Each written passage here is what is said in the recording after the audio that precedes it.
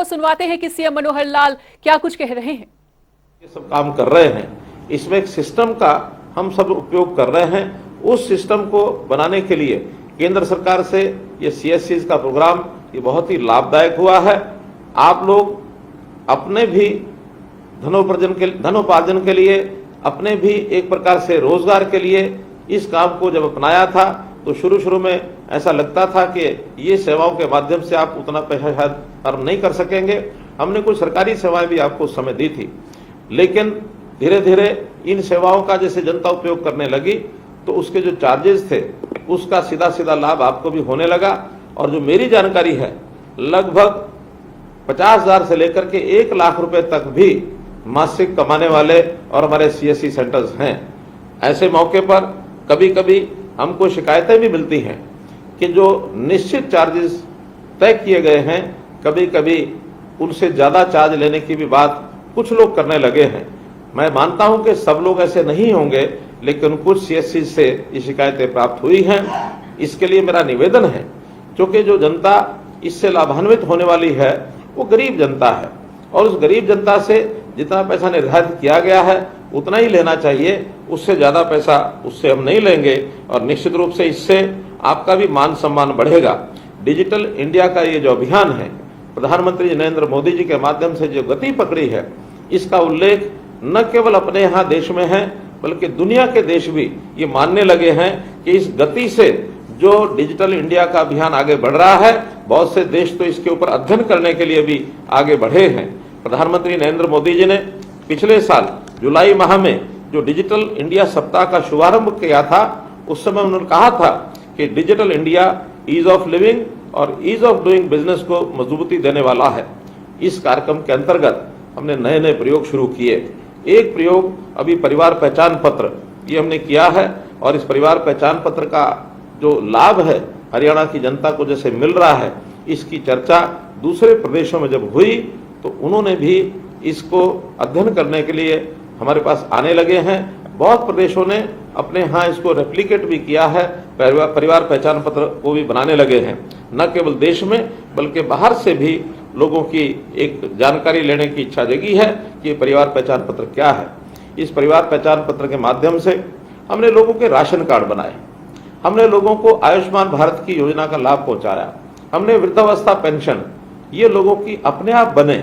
60 वर्ष की आयु के बाद व्यक्ति थोड़ा लाचारी का जीवन व्यतीत करता है तो उसको कहीं भी सरकारी दफ्तरों में चक्कर ना काटने पड़े, कोई दरखास्त ना देनी पड़े, कोई दस्तावेज लेके ना चलना पड़े, तो उसको अपने आप घर बैठे 60 वर्ष के होने के बाद पेंशन देने का काम ये हमारा सेवा विभाग वो कर रहा है।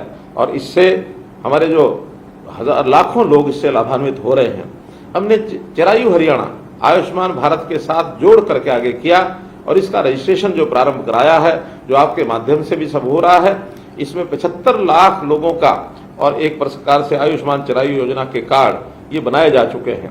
इसके साथ निरोगी हरियाणा योजना ये भी हमने शुरू की, ताकि हर गरीब परिवार के सदस्य का उसकी जो जांच है वो जांच भी अस्पतालों के माध्यम से, हमारे डिस्पेंसरी CSCs उनके माध्यम से जांच होनी शुरू हो, ताकि उसके टेस्ट, एक उसका जो स्वास्थ्य कार्ड है उसके आधार पर वो बनना शुरू हो, और उसका रिकॉर्ड हर व्यक्ति के इलाज के समय उसका स्वास्थ्य कार्ड का जो रिकॉर्ड है, डाटा है, वो काम आएगा, ताकि उसको प्रारंभ में ही इस जांच के माध्यम से जो लाभ होता है उसका भी एक उल्लेखनीय योगदान आपका है।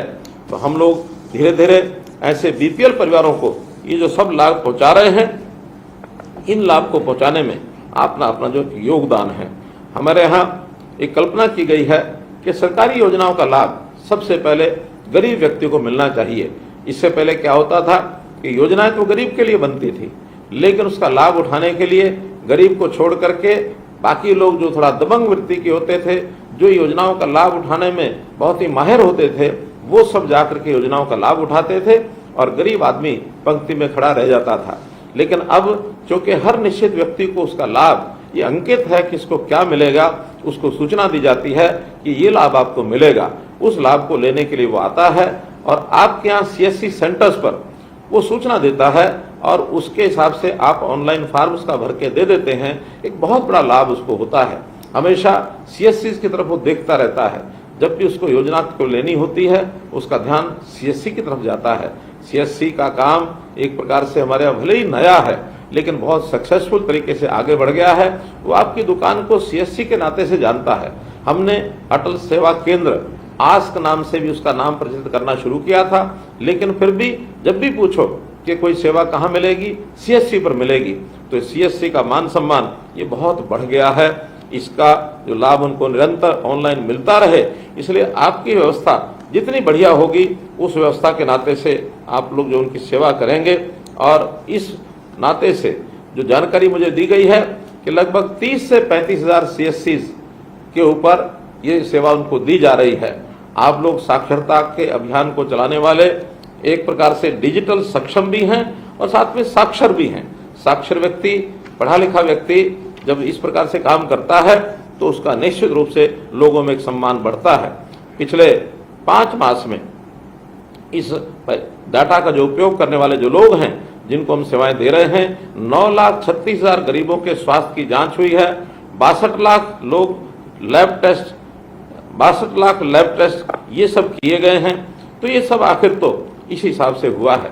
परिवार पहचान पत्र के हिसाब से जन्म मृत्यु इसका पंजीकरण भी हमने किया है, ताकि जन्म और मृत्यु का जो पंजीकरण करने के बाद जो परिवारों का डाटा है वो रियल टाइम बेस्ड उसकी संख्या ये हमारे पास होती है।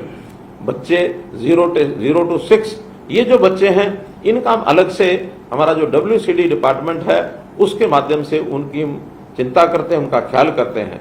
6 से लेकर के 18 वर्ष तक की आयु के जो बच्चे हैं उनका स्कूल की शिक्षा में उनका कितना दाखिला किस स्कूल में हुआ है।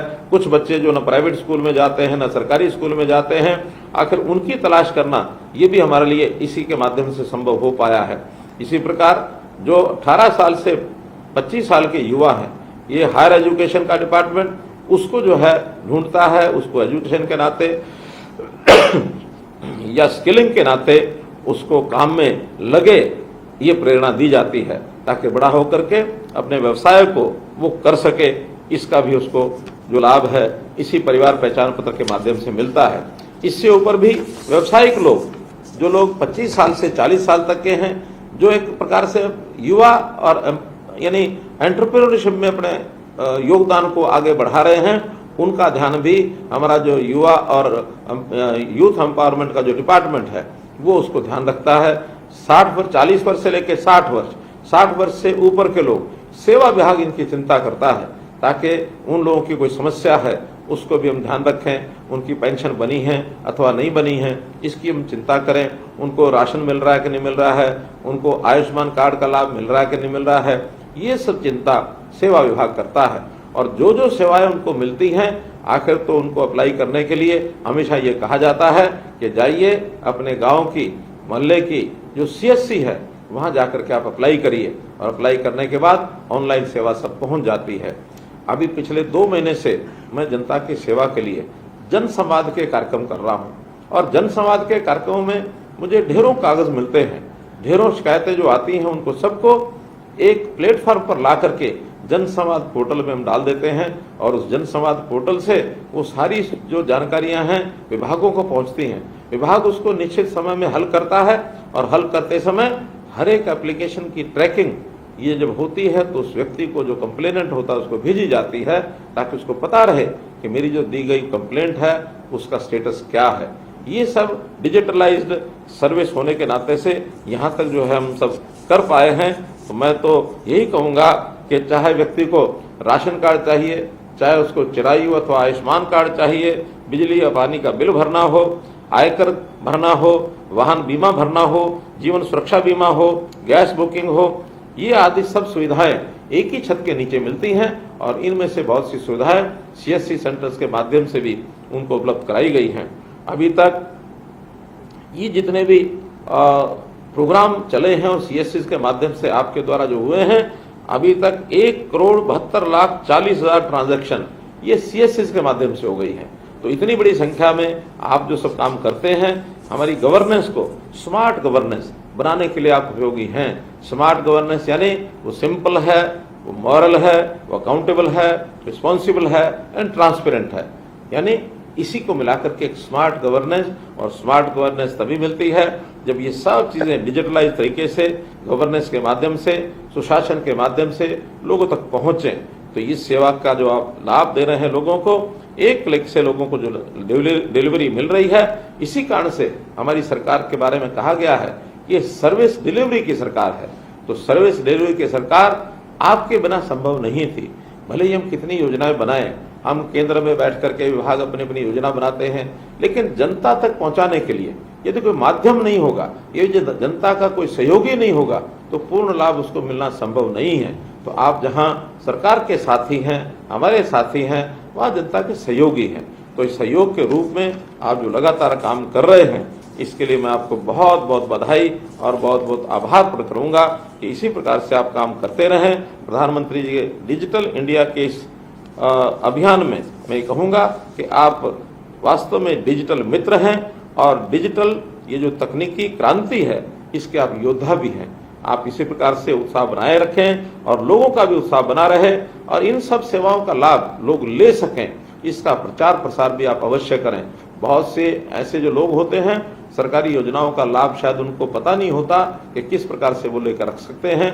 तो आप अपने यहाँ केंद्रों पर निश्चित रूप से यदि कुछ डिस्प्ले बोर्ड लगा सकें कि ये सरकार की योजनाएं हैं जिसका लाभ उनको आप दिलवा सकते हैं, तो इसका बहुत बड़ा आपका योगदान होगा। इसी शब्दों के साथ मैं आपका बहुत बहुत आभार प्रकट करूंगा कि इस अच्छी सेवा के लिए आपने अपने आप को झोंका हुआ है, अपने आप को लगाया हुआ है। बिना किसी संकोच के आप आगे बढ़ें, यही मेरी ओर से आपका बहुत बहुत धन्यवाद, बहुत बहुत आभार।